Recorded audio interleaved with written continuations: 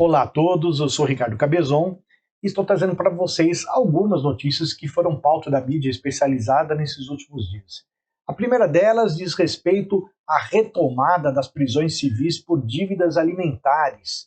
O Conselho Nacional de Justiça, que num primeiro momento havia contraindicado a prisão de devedores de alimentos, diante da estabilização da pandemia, começou agora a recomendar a todos os estados e ao Distrito Federal que, diante de um caso em que se deve alimentos a crianças e adolescentes, que volte sim a acolher a medida, decretando-se a prisão do devedor, para que assim a pessoa possa eventualmente, se tocar e ali ou pagar ou então entrar com um processo de revisão, exoneração de pensão, contando por que não está pagando. Porque muitas das vezes a pessoa deve e não paga e às vezes ela não explica, olha, eu não estou pagando porque eu não posso. Não se comunicou nada ao juízo. Então acaba se adotando essa medida absurda, porque em muitos casos o pai não paga porque ele está correndo dos seus deveres para com os seus filhos. E infelizmente essa é a regra. E a prisão acaba assustando. Entretanto, se uma pessoa está devendo porque não pode pagar ou porque o filho já completou a maioridade, é importante dizer que, em muitos casos, a obrigação alimentar ela não encerra automaticamente. Nós temos que entrar com uma ação para poder efetivamente excluir o dever alimentar. Ou então, diante da mudança do panorama econômico ali do alimentante, ele, por exemplo, ficou desempregado, tem que ser informado ao juízo e para que possa se recalcular dentro das suas possibilidades. Então fica aqui a dica, as prisões por alimentos voltaram.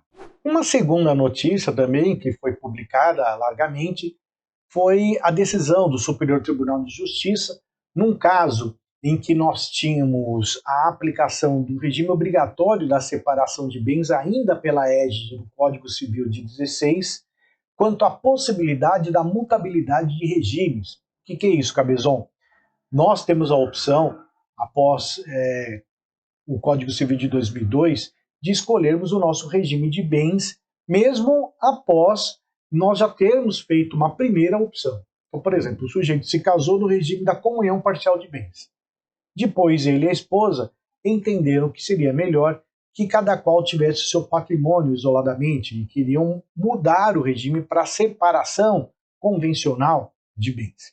Isso é possível, por quê? Porque a Lei 10.406, o Código Civil de 2002, permite essa alteração, desde que seja feita de forma judicial e justificada. Então eu justifico que isso acontece. Mas todos aqueles que casaram no regime de 2016 estavam ali sob a vigência da imutabilidade. E, sobretudo, esses casos de separação obrigatória.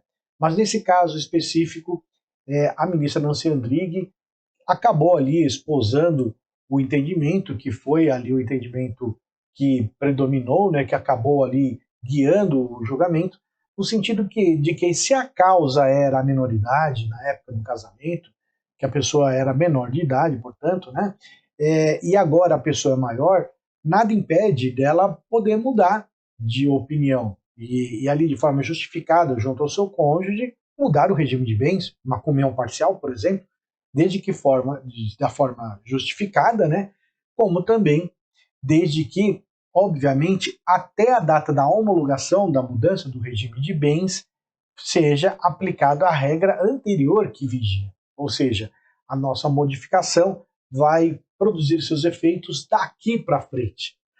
Então é isso aí, fiquem atentos, porque também temos esse precedente que permite, de uma forma muito adequada, com esse entendimento esposado pelo Superior Tribunal de Justiça, a aplicação da mutabilidade do regime de bens, mesmo aos regimes que eram obrigatórios, desde que a causa ali originária hoje se encontre de forma diferenciada e a mudança seja pela via judicial justificada, ou seja, de forma motivada. A terceira e última notícia diz respeito a uma validação do Supremo Tribunal Federal para que as empresas de telefonia passem sim dados que identifiquem quem que andou passando trote aos serviços essenciais, emergenciais. Então nós tínhamos uma legislação do Paraná na qual alegou-se uma inconstitucionalidade, porque somente a União poderia regular ali a questão dos serviços de telecomunicações.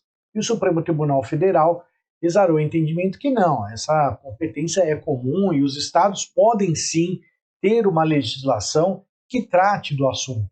Nesse caso, no Paraná, há uma multa que se impõe na conta telefônica para quem faz isso.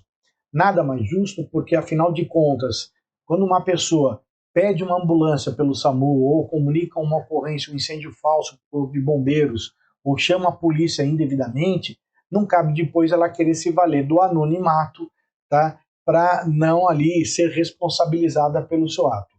É muito justo que não se fale ali em preservação de dado pessoal diante de uma situação dessa, que infelizmente é extremamente comum, porque nós temos pessoas que acham graça, que acham que é muito bacana fazer uma denúncia falsa, tá? Mobilizando ali não só a estrutura do Estado, mas deixando desassistido, às vezes, quem estava realmente necessitando do serviço e ficou à sua própria sorte, muitas vezes perecendo.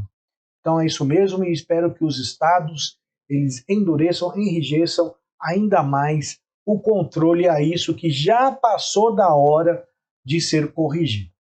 Bem, são essas então as observações das decisões desses últimos dias. Espero que vocês tenham gostado. Não deixem de se inscrever no nosso canal e acompanhar as nossas publicações também nas redes sociais. Um grande abraço e até a próxima.